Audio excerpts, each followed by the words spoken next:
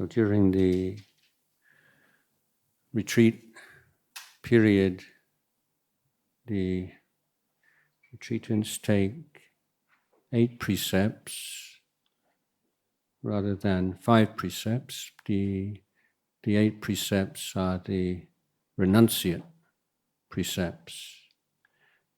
The addition of the precept regarding eating in the evening and looking at entertainments of various kinds or beautifying the body, all these things are not evil in themselves, they're not bad karma in themselves, but they are unnecessary. And the idea of a retreat is to pare things down to the minimum, to live a life of simplicity. And for those, for all of you, when you go back to the world and return to 5 precepts, I hope then having that short period of time when you've lived that more radically simple lifestyle gives you a perspective, maybe give you some ideas for making your ordinary life a little bit more simple. Because the simpler our lives are, more easy it is to be mindful, the more easy it is to be content. I would say the more easy it is to be happy. So we live in a complex world, of course, and some of its complexity is unavoidable. But there are areas of our life where if we see the value of simplicity, we can make some small tweaks and changes that can improve quality of life. So this is one of the things to learn from a retreat, living a little differently than we do normally, not being plugged into social media and not looking at our telephones every few minutes, and just that is already quite a difficult thing to begin with. And again, when we take 8 precepts, the important thing to do is just to notice whether or not it is in fact difficult. Is it more difficult than you thought, less difficult than you thought? And we can't really gauge our attachment to things in the world while we're still flowing along in that worldly stream.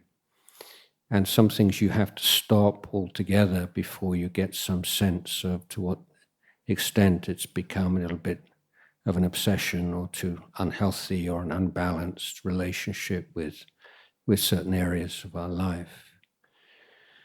So before even we get on to the meditation practice, this coming to a meditation center or a monastery, then so many things to adapt to in a very short period in terms of sleeping arrangements, times of sleeping, rather kind of regimented life in which you don't have very much say over what you're doing at any time of the day, and giving up that kind of control and how that feels and whether it makes you want to rebel a little bit and break some of the rules just to break them. Then, we all have that kind of teenage kind of energy, I think. I know I did on my first retreat.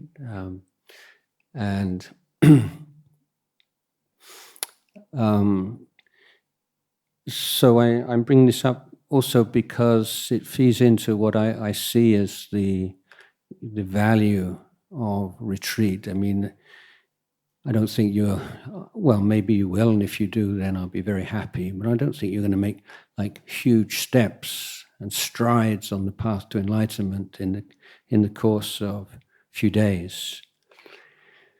But I would like to suggest you look at the retreat as a learning process, an exploration, and chance to just to soak up the Buddha's teachings a little bit more profoundly than you have done, and to be able to apply yourself to the teachings with a continuity which is very difficult to find at home when you have so many other responsibilities to attend to. So this is the value of a retreat, putting things to one side and giving yourself wholeheartedly to this study, practice of Dhamma, and see what happens. Not have any expectations, if that's possible, or of course you probably do have some expectations, but simply to be aware of those. An expectation is an expectation. And some of the expectations may be fulfilled, some may not. But that's just the way things are, isn't it? So when we arrive at the retreat, then first thing is, what's the raw material you've got to work with right now? You have maybe some physical issues, some illness, or some problem or other, and maybe some anxiety about how that's going to affect your experience on the retreat and your ability to contribute or to participate. And so look at that. That's part of the retreat. So the retreat's already started before we get here even.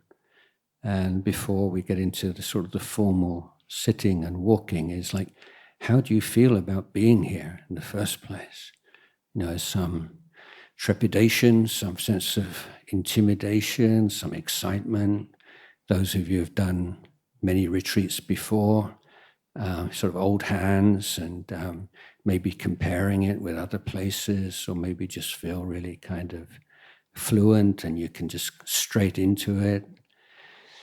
Other people, maybe a sort of new thing, relatively new, and still a little bit kind of worried about how it's all going to pan out. So, I could just go on like that for a long time, couldn't I? All the possible things that are swirling through your mind. But the thing is to be aware, this is it. We're not starting off with a blank slate. We have this body and this mind, and body's got its stuff to deal with, and our mind's got other stuff to deal with. And that's what a retreat is. Just say, well, we're not going to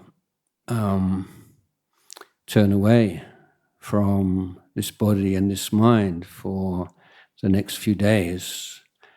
So retreat from the world is an encounter with our body and mind. And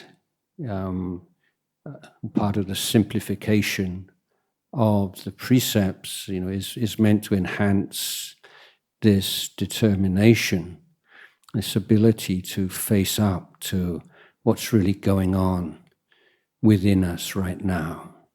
And why is it like this? What are the causes and conditions underlying how it is right now?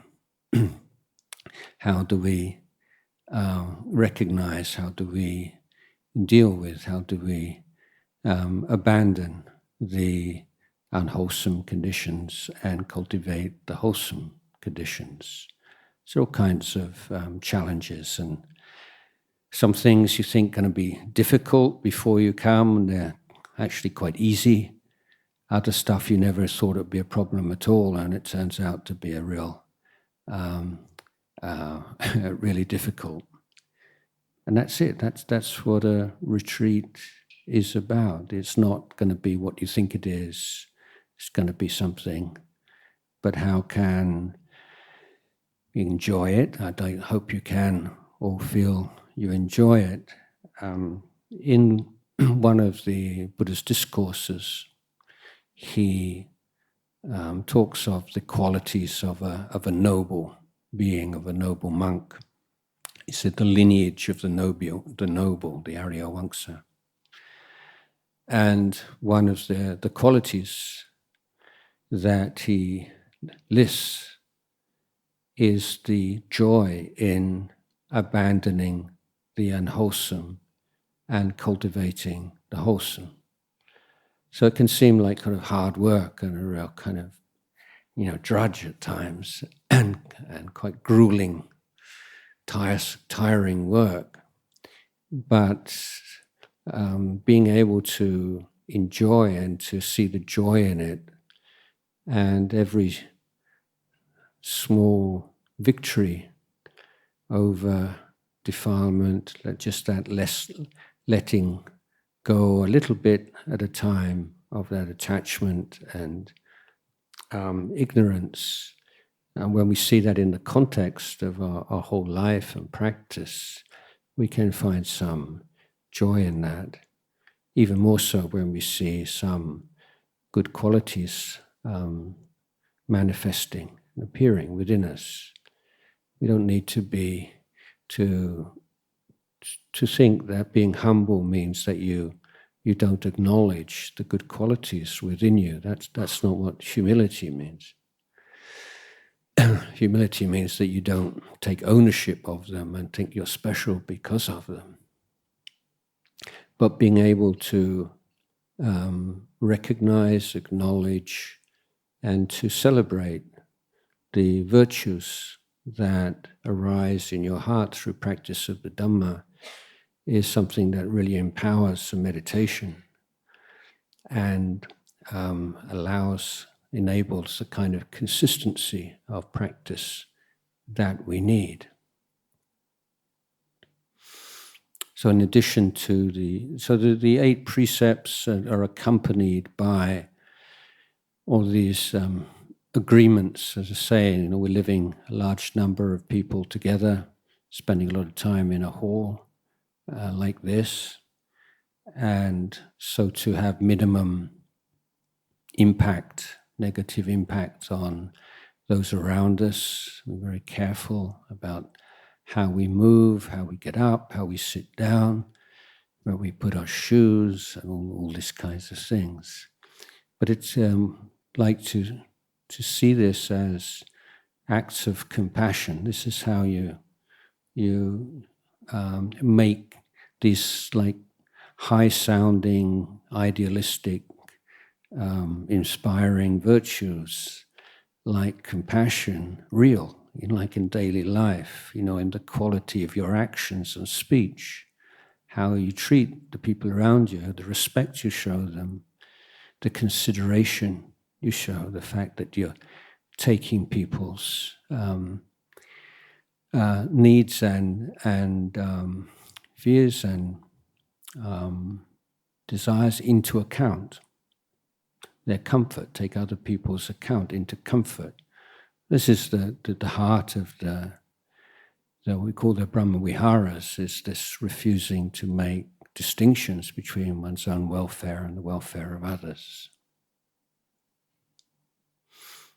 So we have all these conventions, and as I say, keep your eyes and ears open, and don't expect to get it. You don't feel you have to get all the kind of stuff about bowing and everything, absolutely perfect or right, and there'll be somebody kind of tapping you on the shoulder if you don't. It's not like that, but it's for your own practice, and it creates a kind of a sharpness and a clarity around your movements. So when we in the monk's life, we have so many of these rules. You have a bag, and you have to put a bag down like this, and you have to have the the strap over this side, it can't be that side, it has to be this far away from the so much stuff. But you just absorb it, and it becomes like second nature. But it gives a real fluency to your and grace to your actions that would not be there otherwise. We have a rule about not speaking. Is that correct? Yes. So that's really important, and it. No, I have this reputation of having like a full schedule and busy, but for many years now I've been a figures man, and what I mean by that is I used to have these arguments with people about things, and mother monks, and they say, well, that's just your perception. You had this kind of Buddhist argument. Yeah, well, this is my perception and your perception and whose perception and that kind of argument. And I thought there must be some kind of like objective referent where it's not just a matter of whose interpretation wins out. And so I thought numbers, that's my refuge, numbers. So when I came here, I had a number. I have to spend 300 nights out of every 365 in my kuti here. So if I have a invitation to go here and go there, whether it's in other parts of Thailand or in overseas, then it has to be within 65 nights. And if it's more than that, then that's my quota. So I had some people say, oh, you're always going here and there. I said, well, yeah, it's within my quota, you see. And so and also I think hours of the day I spend with other people compared with hours that I spend alone. And I still, like over a year, I was like 80 or 90% of my waking hours are spent alone. So I have a lot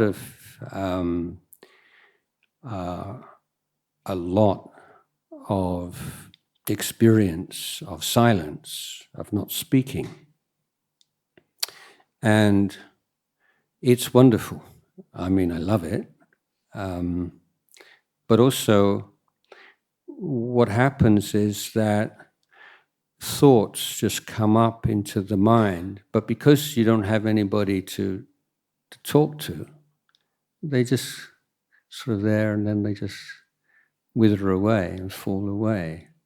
And sometimes I think, yeah, if somebody had been sitting there right now, I would have said that, and it would have become sort of part of my personal history in the world. But it didn't. Just a mental state that arose and passed away. And quite happy about that. But because that's the sort of the way that I live my life, then being able to recognize mental states as they arise before they're vocalized has become very developed in my mind. And I used to think years ago, when you see the Buddha said, teaching Rahula, his son, know what you're going to say before you say it, while you're saying it, after you say it. I said, how is that possible? But now I can have a much better idea of that because of spending so much time, and my whole lifestyle is basically based on silence, that I can. So I'm a proponent, I'm a supporter, enthusiastic supporter of spending time keeping silent, because that link between intention, thinking and action is quite easily broken. I mean, even in ordinary everyday life, so many times you think you're going to do something and then you can't do it. It's too late, it's too early, or something else happens. But the link between intending to say something and saying something, that's very rarely broken. There's very rarely an occasion where something comes up and you don't say it. Maybe you're afraid you hurt somebody's feelings, or it happens every now and again, but not on a regular basis. But when you're on a retreat, then you have this incredible opportunity to explore this whole area of the intention to speak, and to look exactly what would be the purpose of those words, what would be the function, what would be the value of speaking those words.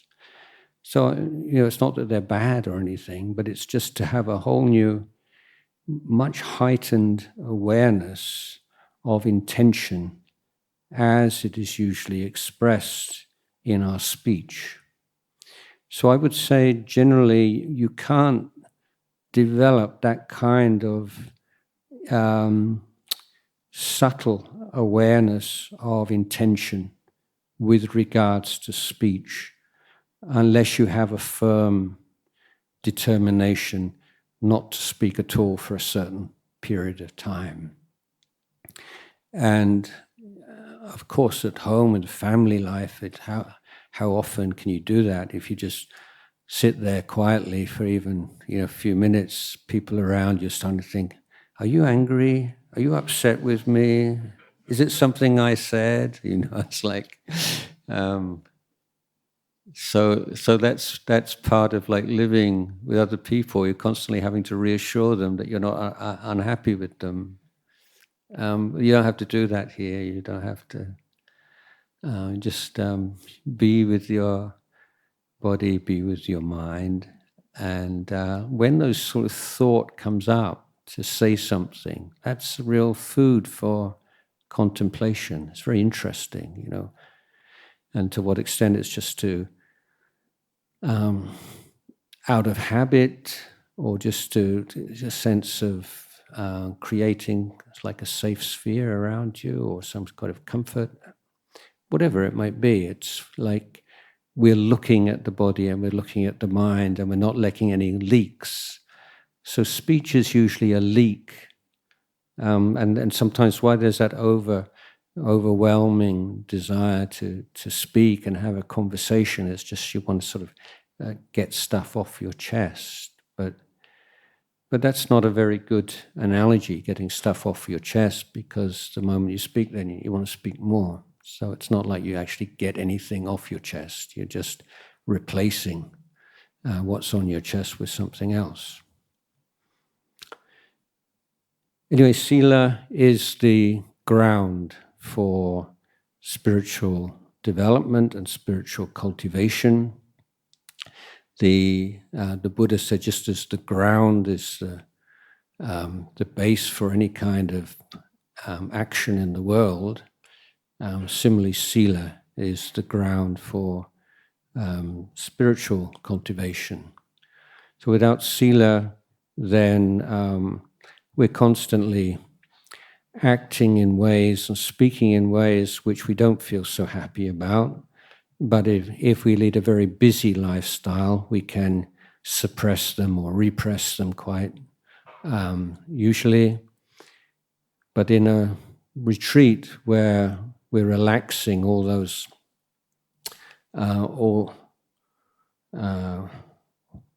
all those means by which we keep unpleasant memories at bay. As you relax and meditation, as stuff comes up, and if you're leading a very unsavory life, then stuff comes up which is quite upsetting. And so usually people who don't keep precepts don't want to meditate, and they have very good reasons that they can give why meditation's a waste of time. But underneath is this fear of being with oneself and what one might see. So sila gives you that kind of confidence and courage to look more closely at your mind, and to have a sense of being a good friend to yourself, liking, if you keep precepts, you like hanging out with yourself. It's like you're a good companion to yourself. You're a good friend to yourself. But if you don't keep precepts and you act and speak in ways which are hurtful and which you feel some shame or guilt, then the last thing you want to do is just to sit alone and be with yourself. That's sort of kind of the most miserable thing. So sila it's not just that keeping sila leads to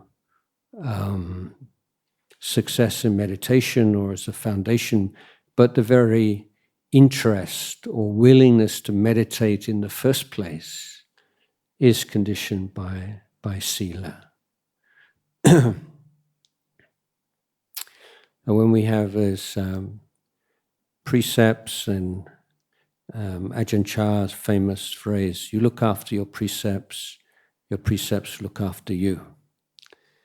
And I think that's so true. It gives you a sense of stability and integrity and readiness to do this work of meditation. So now we're going to have a short period of chanting, and after the chanting, then if people want to just stretch their legs for a few minutes, then we'll come back and have a period of meditation.